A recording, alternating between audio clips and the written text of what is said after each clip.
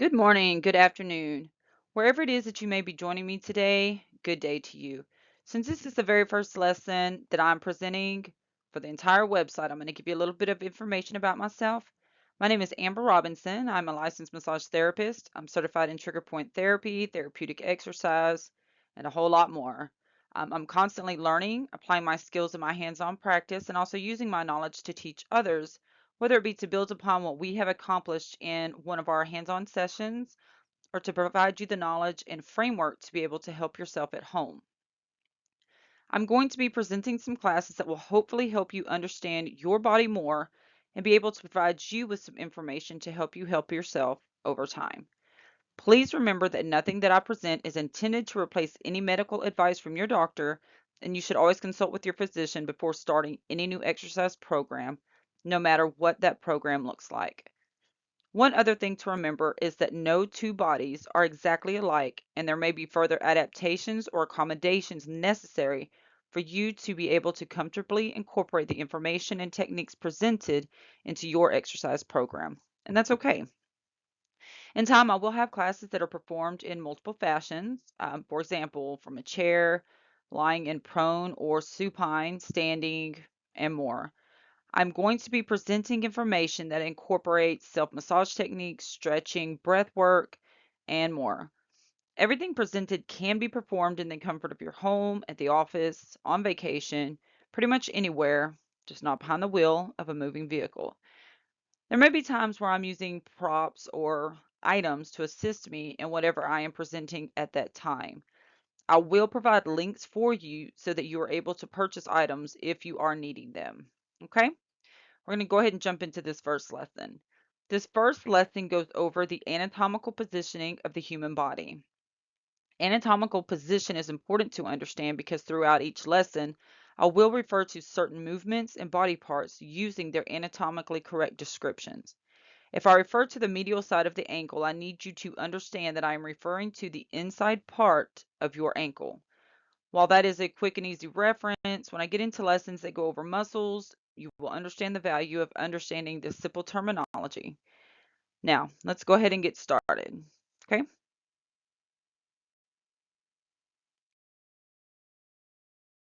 So on this lesson, we are going to go over anatomical position, understanding and describing body-specific medical terms referring to locations of body parts.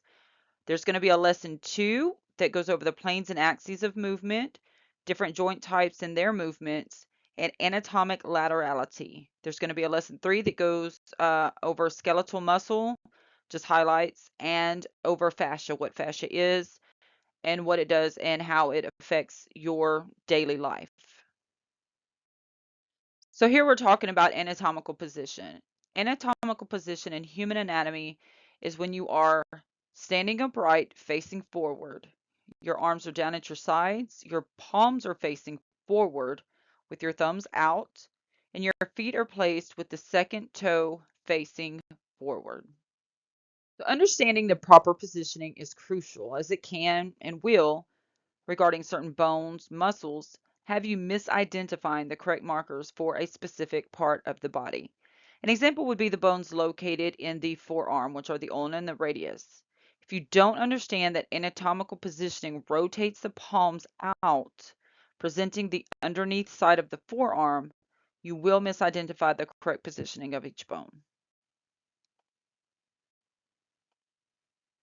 That information, I'll go ahead and elaborate on the importance of anatomical positioning using these two bones. I don't want to get ahead of the lesson and confuse you. This is just a quick example. So with your arms hanging naturally, not in the standard anatomical position, your palms are facing your back. In this natural position, your ulna and radius are reversed. In standard anatomical position, your ulna is located medially and your radius is located laterally. With that little tidbit of information, we're going to move on. We're going to move on to the terminology used to describe the relative positions of the body. Remember, these terms are based on standard anatomical position. So first, we're going to go over superior or cranial and inferior or caudal. So superior describes a location above another body part or towards the head. So an example of this would be the neck is superior to the sternum. The sternum is your chest. Inferior would describe a location below another structure or towards the feet. So the sternum is inferior to the neck. Next, we're going to go to anterior or ventral and posterior or dorsal. So anterior refers to structures towards the front of the body. So the heart is anterior to the spine. If you're standing, if you've got a side view, the heart is anterior to the spine. It's in front of the spine. Okay, then we have posterior or dorsal. It refers to structures towards the back of the body. So if you're standing to the side, your side view, the spine is posterior to the heart. So it is behind this, the spine is behind the heart. Okay. When referencing the feet, though, the top of the foot is considered dorsal. The bottom of the foot is considered plantar. Don't let that confuse you. In time, it's real easy. So the top of the foot is considered dorsal, and this only pertains to the feet. So top is dorsal, bottom is plantar. Next, we're going to go over medial and lateral. So medial refers to structures that are towards the midline of the body. So facing forward in anatomical position, the heart is medial to the shoulder. So the heart is closer to the midline than the shoulder. Lateral refers to structures further away from the midline. So the shoulder is lateral to the heart. So the shoulder is further away from the midline. So it would be lateral. And next we have proximal and distal. Okay, proximal refers to structures of the body closer to the trunk or point of origin. So the shoulder would be proximal to the hand. The shoulder is closer to the trunk. It's where it's attached is closer to the trunk than the hand. The hand is further away. So proximal is closer to the trunk. Distal refers to structures of the body further from the trunk or further from the point of origin. So the hand would be distal to the shoulder. So the hand is farther away from the trunk than the shoulder. So the hand is distal to the shoulder. The shoulder is proximal to the hand. Next, we're going to go over superficial and deep. Superficial refers to structures of the body that are closer to or at the surface. So in this case, the skin is superficial to the intestines. So the skin is at the surface, the intestines are below the surface. Okay? Deep refers to structures of the body that are further in, from, or below the surface.